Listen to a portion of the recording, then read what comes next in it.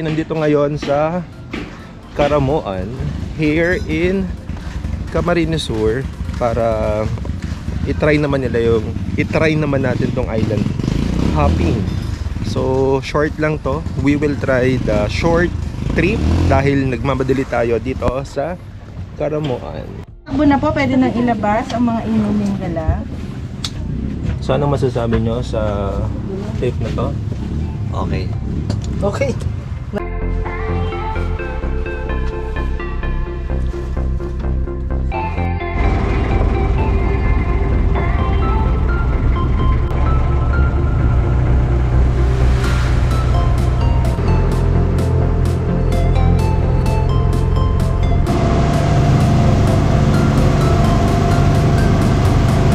And so after 15 minutes, ito daw yung pinakamalayong island. Pero tayo kasi sanay tayo na pag malayo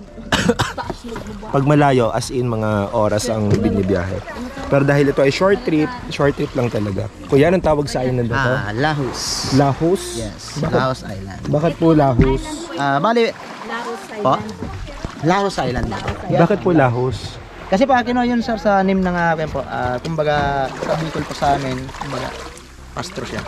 Fast through? Lahus. Parang parang Lagusan. para sa ano po, Lagusan. Lagusan. Sa Bicol term, ang Lahus ay parang Lagusan. Lagusan. Okay, so Lahus Island. And so now, we are going to explore this island. Ang unique lang dito ay, yun nga, Lagusan. So nakikita mo from one side to the other side, halos magkaibang view. Ayan oh. So ang ganda-ganda dito. Pwedeng ang backdrop po ay itong mountain. And then dito naman, ayan, maraming mga small island. Ay, nakita nyo naman yung buhangin dito. Pinong-pino din. And ayan, so konti lang naman yung mga nakakarating pa dito. Ayan.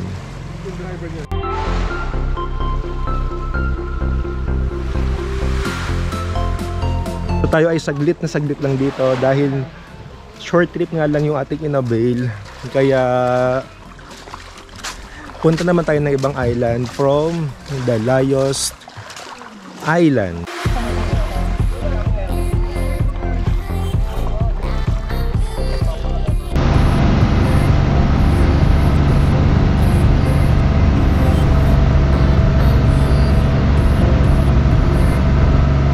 So after konting travel lang ng boat, so we reach the island. Kuya, anong tawag sa island na to? Matukad Island po. Ano po? Matukad. Matukad. Matukad Island. Okay, so kaya siya tinawag na Matukad Island dahil sa other side dito, meron ditong Enchanted Lagoon. So po pwede naman siyang puntahan ng mga tourists. Kaya lang, dahil sa umulan, hindi po inaalo kasi sobrang dula. So for safety, we will not go to the lagoon. So ang advice sa amin, itong island na to, dito na lang kami mas magtatagal kasi ito yung pinakamalaking island dito sa mga pupuntahan sa short trip. Ito, ikutin natin. So ito yung daan papuntang lagoon. Ayan, mukhang napakadali lang naman kahit madulas.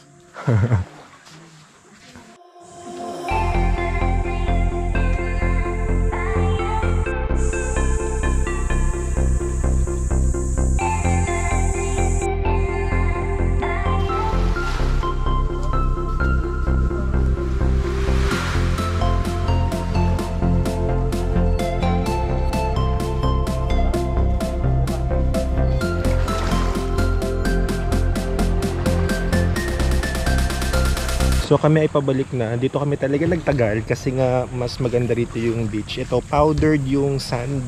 And ito sa may, nakikita nyo ba?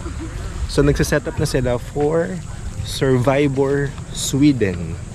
Ayan. So dito kasi siya ginagawa sa island na ito. And of course tayo ay lilipat naman sa ibang island kasi may time limit din dito kasi nga ginagamit nila tong island. Okay, so yung next natin pupuntahan, hindi na kami bababa, sisilipin na lang natin. So dalawa na lang and then we're done with the short trip. Okay, so hindi na natin nakuhaan ng video tong dalawang island kasi dun daw yung Survivor. And this is the end of the short trip.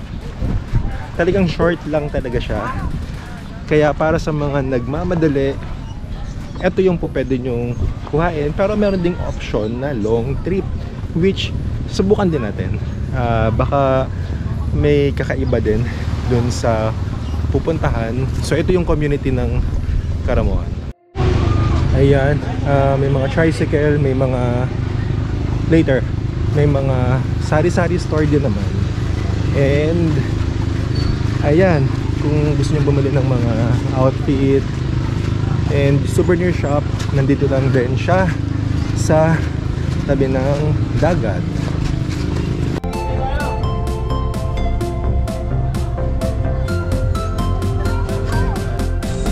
Ayan, pabalik na tayo sa ating Travelers Inn. Ito pala yung tinuluyan namin. Tan! Surprise! Sarado. Travelers Inn.